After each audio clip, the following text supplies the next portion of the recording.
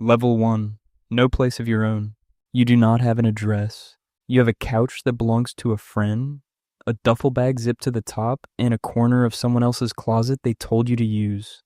Your mail goes to your mother's house. A job application asks for proof of residence, and you stare at the field like it is a locked door. You apply for a place of your own, and the leasing agent's smile thins when the residence line comes back empty, because the only cure for having no address is already having one. When a form asks where you live, you pause longer than the form expects, then write down an address that is not really yours and hope nobody checks. Someone at work asks where your place is, and you say you are between things right now, lightly, like it is a choice, and they nod and move on, and you feel the small relief of not getting the second question. A date offers to drive you home, and you tell them the corner is fine. You stand on a sidewalk in front of a building you do not live in and wait for the taillights to disappear before you walk the other way. You learn to give directions that end one street early. People never say anything cruel. They simply cannot place you. When someone tries to picture your life, there's nowhere in their head to set you down, and a person with nowhere to be set down is a person who is easy to forget. At level 1, people do not look down on you. They cannot find you. And a life nobody can picture is a life nobody can quite respect. Level 2, a rented room.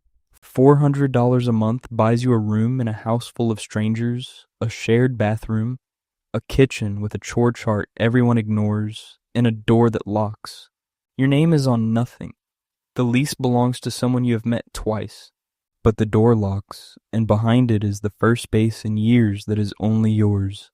You start noticing how people react when you tell them.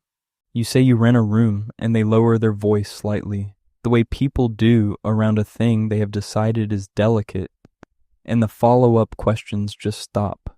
Nobody asks which room or what it is like, the way they would ask about an apartment.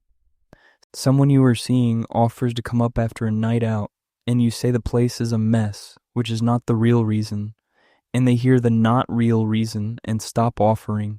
Friends never suggest meeting at your place, and after a while you understand they have quietly filed you under someone who does not host. When a coworker offers to walk you home, you stop them at the corner and say, "This is close enough," and wait until they turn before cutting down the side street to the house with the broken buzzer. You wash a single plate in a sink full of other people's dishes and feel, for a second, like a guest in your own life. You give people the neighborhood, never the house, and let them fill in something kinder than the truth. At level 2, the locked door buys you privacy, but it does not buy you status. And people can hear the difference in a single sentence. Level 3, a bad apartment. It is yours now, your name, your lease, your key on your own ring. And it is also a building that smells like other people's cooking, with walls so thin, you know your neighbor's schedule by heart, and a landlord who answers every message with the word soon. You text him about the hot water, and he reads it and says nothing. You learn the building's reputation from the way people say its street, with a small pause before the number. A date climbs the stairs for the first time and takes in the carpet and the smell and the television leaking through the wall, and says it is fine, a little too quickly, the way people say it is fine when it is not. The delivery driver hands you your food, and his eyes drift past you into the apartment, and you feel the glance land somewhere under your ribs. A coworker comes by once to drop something off, stands in the doorway instead of stepping in, never comes back, and neither of you ever mentions it. Nobody says one unkind word. That is the part nobody warns you about. The judgment at this level is never spoken out loud. It is a flicker, a half second where someone recalculates you and then keeps right on smiling. At level 3, you finally have a place of your own, and you learn that people do not tell you what they think of where you live. They quietly update the version of you they keep in their head, and you only find out later from the things they stop asking. Level 4, a normal apartment. $1,800 a month buys you the middle, a clean building, a real lobby, an elevator that works, a parking spot with a number painted on the concrete. Nothing here is impressive and nothing here is wrong, and the reactions stop. People come over and say, "Nice place," and mean nothing by it. which is exactly the point. No one climbs your stairs warily. No one recalculates you in the doorway. No glance drifts past your shoulder. You stop ending your directions one street early. You let people drop you at the door, under the light, in full view, and when they ask where you live, you simply answer, and the answer produces no expression at all. After years of watching faces change in front of you, a face that does not change feels like something you would pay for, and in a sense you just did. You have people over for dinner, and nobody scans the room, nobody softens their voice, nobody finds a reason to leave early. Someone asks for the building's name because they are thinking of moving in, and you realize it is the first time where you live has ever made a person want to be nearer to it. At level 4, the luxury is not the apartment. The luxury is that nobody feels the need to say anything about it, and not having to be explained turns out to be the thing you were chasing the whole time without a name for it. Level 5, your first house. $300,000 and 30 years of your life signed away in a single afternoon, and you walk through a door that is yours all the way down to the dirt under it. The word changes before anything else does. You stop saying my apartment and you start saying my house, and you watch people hear it. A relative who never once visited the apartment asks when they can come and see the place. Your father introduces you now by saying you bought a house, as if the sentence finishes the thought. A cousin calls about a loan she would never have asked the version of you who rented, her tone already assuming the yes before you answer. People you barely know start treating your opinion on money as worth having, purely because you signed for a mortgage. The same bank that once wanted proof you existed before it would help you, now mails you offers addressed to a homeowner, as if the word were a title you had earned. You fix a leak yourself on a Saturday and feel something you have no word for because the problem finally belongs to you. You are not richer to these people in any way they could measure. You are more solid. A house gives them a fixed point to picture when they think your name. At level 5, a deed convinces people you are stable long before anything inside you is actually changed. You feel exactly the same as you did on the couch. They do not. Level 6, a nice house in a good area. The house cost $800,000, but the house is not the point. The point is the name of the neighborhood and the way people rearrange their faces when you say it. You tell someone where you live and you watch them place you in real time. Watch the small upward adjustment happen behind their eyes. Watch them decide things about your job and your children and your weekends that you never told them. The parents at the new school accept you before you have said anything worth being judged on. A neighbor you have spoken to twice recommends you for something you are not qualified for, on the strength of the street alone. Contractors call you back the same day. A realtor you never hired starts sending you listings because the quiet algorithm of who matters has moved you up a tier. People you barely know want to come over, and somewhere in here, standing in a kitchen you own, you finally understand every level beneath you. People were not looking down on you when you were broke. They were not looking at all.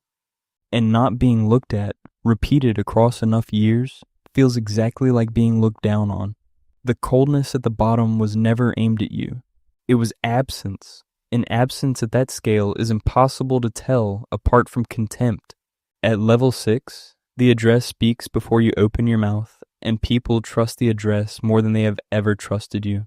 Level 7, a gated home. $2.5 million buys a gate, a code, a guard who lifts the barrier the moment he recognizes your car, and a concierge who knows your name before you have given it. Access itself becomes the product. The concierge holds the elevator and asks about your weekend by name. People perform a little around you now. They drop the name of your building into conversations with other people, as if standing close to it lends them something they get to keep. A man at a party works your building into the conversation 3 times, hoping you will offer the invitation he is too proud to ask for. Someone you have just met asks, carefully, whether you might introduce them to one of your neighbors.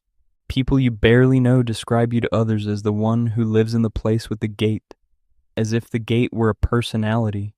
You let someone drop you at the entrance and watch them slow the car to take in the gate, and you understand it is doing the exact work the corner once did, except now it is built to keep people out instead of to hide you from them.